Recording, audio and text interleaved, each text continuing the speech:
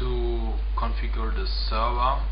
That's the folder we have extracted from our archive. I'm loving English. Our ECSRO is still installed. These are old files from old tutorial. We don't gonna need them. Okay, open your folder. The database folder we don't gonna need. We have made the configuration, the setup. Okay, opening the folder, you just see a lot of folders. Yeah. Go straight on into the first, sorted by name. Agent server should be the first. Open the server file, and it accept all IPs, all of these, to your IP, to your local IP.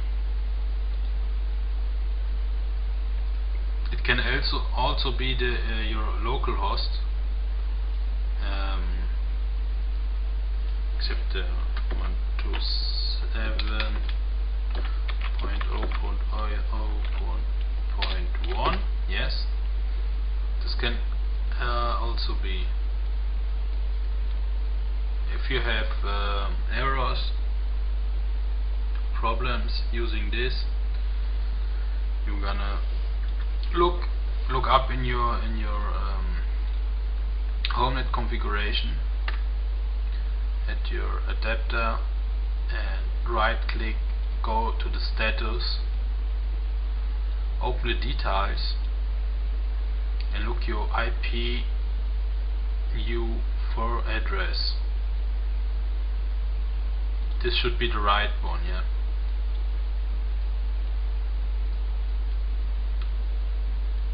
If you have updated all of these IPs, not save. All of these IPs here, here, here, here, and here, gonna have set up the certification and also the global manager. They are quite special.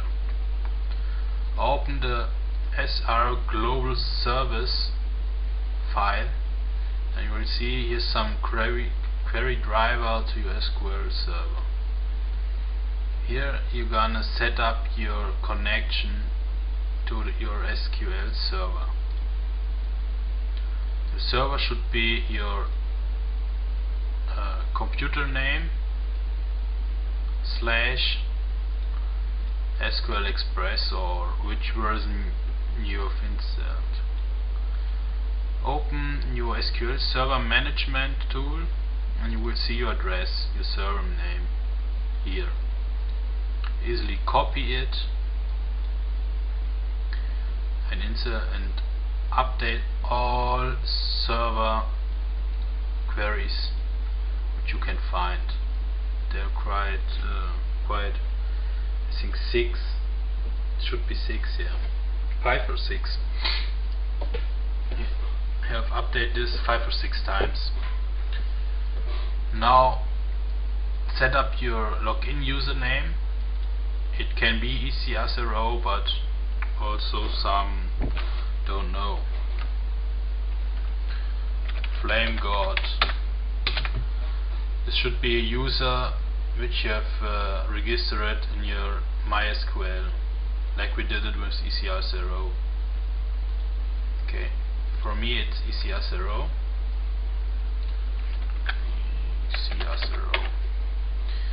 Your password shouldn't be 12345 because it's very insecure. Update this. The database you will have to connect. This you can always leave because it's just set up. This should work all. You have to edit the server connection and your user ID with password. Yeah. If you have then done it here, you go to your node type and have to put all of your IPs here. Update all of these IPs with your local IP. If you have done this, you go to the shard and have to update again the server connection, your user ID and your password. User ID and password, and your server connection here. Okay. If you have done this, you go folder up and compile it. After it is completed successfully, press enter, it closes, and you have successfully set up your division manager. Now you go folder up into the root folder of the server and get into the global manager folder. Here you have to edit the server file. It's a server config. You have to update all of these IPs to your local IP. Let's say you have to update your SQL connection like we did it before, your user ID and password,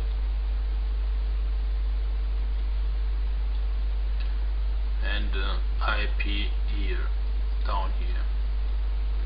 After you did this, you have successfully here also you have to update your IP. We have successfully configured our server. We can start it very easy. I prefer to make some links to the don't know, hot links, don't know how it's called. Take them to the root folder from the division manager and from the shard updater.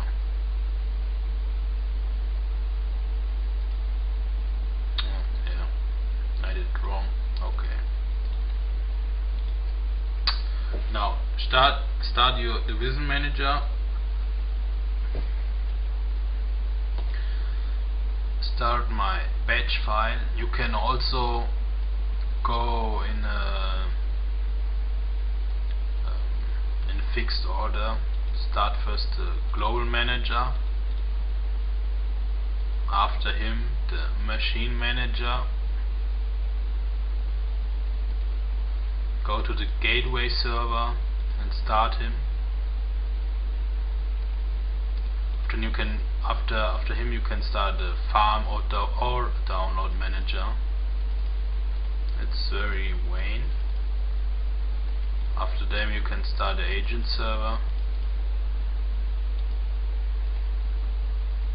After the agent server you can start the shard manager and the game server.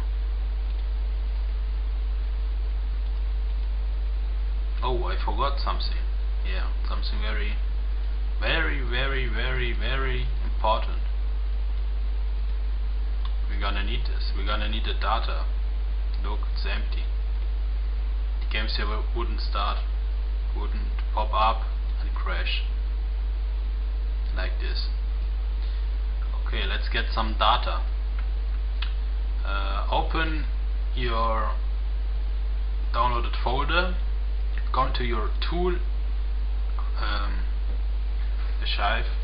tool folder. Then open the PK2 extractor.